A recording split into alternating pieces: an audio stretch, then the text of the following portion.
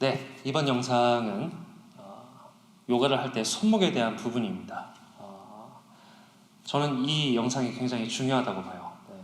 제가 제일 많이 들은 고통을 호소하는 부분도 어깨도 아니고 골반도 아니고 바로 손목이었습니다.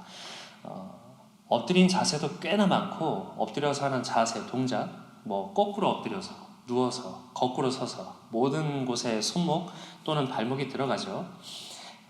상대적으로 가장 약한 관절이 여기에 닿이기 때문에 여기에 피로가 쌓이기도 하고 데미지가 쌓인다고 할까요? 네, 그런 부분도 좀 많이 있습니다. 당장 아픈 게 아니라 계속 요가를 하다 보니까 딴 데는 멀쩡한데 여기만 아파서 요가를 도저히 못하겠는 그런 부분이 있는 거죠. 댓글로 질문이 있어서 글로만 적다가 이건 글로만은 안 되겠다 싶어서 영상을 따로 올립니다. 이것도 역시 단계를 나눠서 경우의 수를 하나씩 좀 짚어가 볼게요. 자, 첫 번째는 바로 손가락의 모양입니다. 우리 손가락에서 손목 또는 여기 하완 있는 데까지 관절도 꽤 많고 그리고 쓰는 근육의 방향이라든가 쓸 수 있는 힘의 방향 그런 것들이 꽤 많은 거죠. 그렇다 보니까 이 작은 부분들을 좀 무시하고 지나가 버리면 한쪽으로만 무게중심이 쏠릴 때가 있습니다. 이 넓은 발의 면적이 있는데 그 면적을 여기로만 축소를 시켜버려서 힘이 여기로 모아버리는 거죠. 그렇다 보면 관절이 이렇게 아니면 안쪽 또는 바깥쪽으로 꺾일 때가 있어요.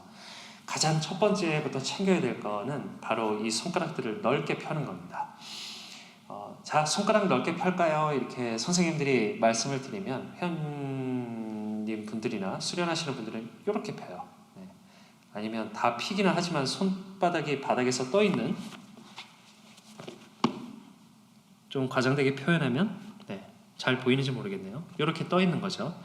특히 여기 검지에서 엄지 부분이 많이 뜰수록 힘은 여기로 많이 모입니다. 마우스 오래 써보신 분들은 아마 잘 아실 거예요. 여기가 좀 시커멓게 되면서 손목이 아릿아릿하고 막 저릿하는 그런 느낌이 가는 거죠. 이거를 단 몇 초 만에 만들 수 있습니다. 최대한 앞뒤로도 길게 뻗고 좌우로도 여기 손가락 사이도 전부 활짝 펴는 거죠. 확인 방법은 내가 손바닥을 이렇게 만졌을 때 단단한 정도, 근육이 아주 활짝 펴져 있는 정도를 스스로 느낄 수 있다면 맞게 하신 거예요. 푸시업을 하든 아니면 그냥 단순히 엎드려 있든 요가가 아닌 다른 운동을 하든 전부 이 손가락 관절들은 완전히 피셔야 될 겁니다. 거기다가 바닥에서 손바닥 안쪽이나 이 라인들이 떠 있지 않게 항시 확인을 해 두시는 게 좋으실 거예요. 이거를 첫 번째로 하겠습니다. 두 번째는 이제 손가락들을 어느 정도 챙겼으니까 손목의 각도 얘기를 한번 해볼게요. 방에 있는 방문이라고 해야 될까요? 그걸 열려면 이렇게 뭐 밀거나 아니면 당겨야 되죠. 그 문에 벽에 연결되어 있는 그 고리 부분을 잘 보면 이렇게 움직일 겁니다. 이렇게 돼 있는 이름이 경첩이죠. 경첩의 그 관절과 우리 손목의 관절은 거의 비슷하게 생겼어요. 사실 우리는 이렇게도 움직일 수 있고 이렇게도 움직일 수 있습니다. 근데 이건 관절 때문이 아니라 여기에 연결되어 있는 근육들이 워낙 섬세하다 보니까 우리가 이렇게 다 움직일 수 있는 부분이에요. 그냥 이렇게 움직이는 건 사실 상관이 없습니다. 근데 만약에 어떤 무거운 것을 들고 이렇게 꺾거나 이렇게 꺾거나, 예를 들어 이렇게 생각하면 될 것 같아요. 무거운 물건을 들고 이렇게 들고 있으면 무리가 되는 거죠. 바닥에 손을 짚었을 때도 이 손목의 방향이 안쪽으로 많이 꺾여 있거나 바깥쪽으로 많이 회전이 되면 역시 무리가 온다는 뜻입니다. 정확한 내가 팔을 뻗었을 때 손목의 방향을 정하는 방법을 알려드릴게요.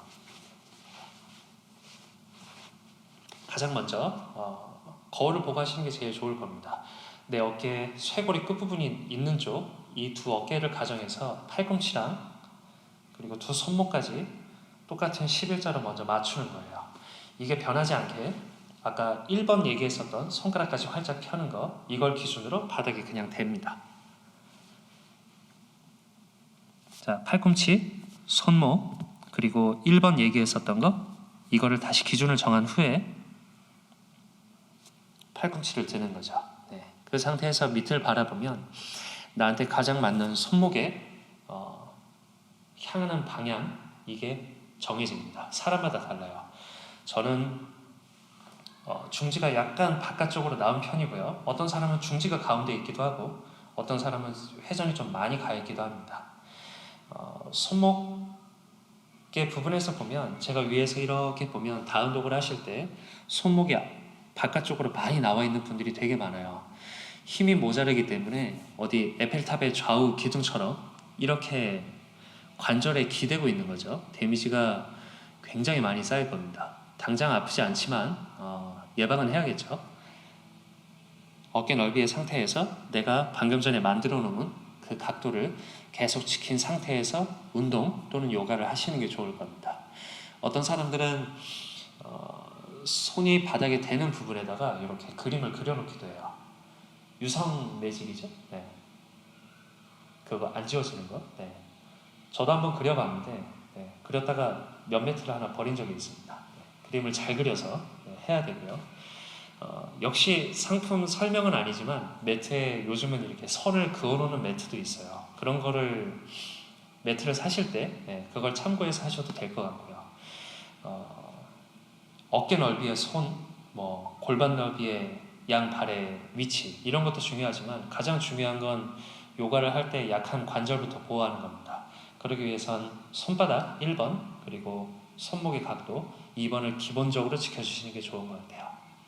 이제 3번입니다. 손목에 대한 얘기이기는 하지만 이 얘기는 팔에 있는 전체 관절에 대한 이야기이기도 해요.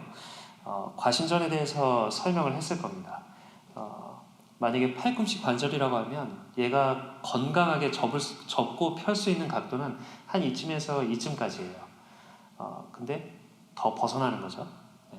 만약에 이 정도가 정확한 직선 정도의 각이라고 치면 완전히 펴서 근육을 아예 안 쓰고 있는 겁니다. 티가 좀 날까 모르겠네요. 팔꿈치가 좀 이상한 방향으로 조금 더 튀어나와 있는 거죠. 우리가 바닥에서 TV를 볼 때 많이 볼 수 있는 각도일 겁니다.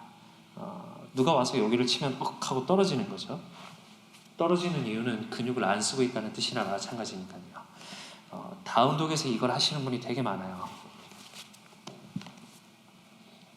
제가 지금 다운독이라고 치면 이게 알맞는 정도의 팔꿈치의 각도라고 치면 더 벗어나서 그냥 관절에 기대고 있는 거죠. 이분들의 특징은 옆에서 보면 어깨가 이렇게 조금 봉긋하게 튀어 올라와 있습니다. 다운독을 한번 해보면 다른 부분은 좀 힘든데 팔이 유난히 안 힘들거나 어디 이런 느낌을 스스로 받으시는 분들이 있을 거예요. 여기마저도 힘은 가지고 있어야 됩니다. 오히려 유연성보다 더 신경을 써야 될 부분일지도 모르는 거죠. 다리도 똑같은 얘기긴 하지만 다리는 다음 얘기하겠습니다. 손목 관절 얘기하는데 여기를 왜 얘기하냐면 이 큰 근육들이 기둥을 세우는 데 도움을 주지 않으면 역시 데미지는 작은 관절 쪽으로 가요.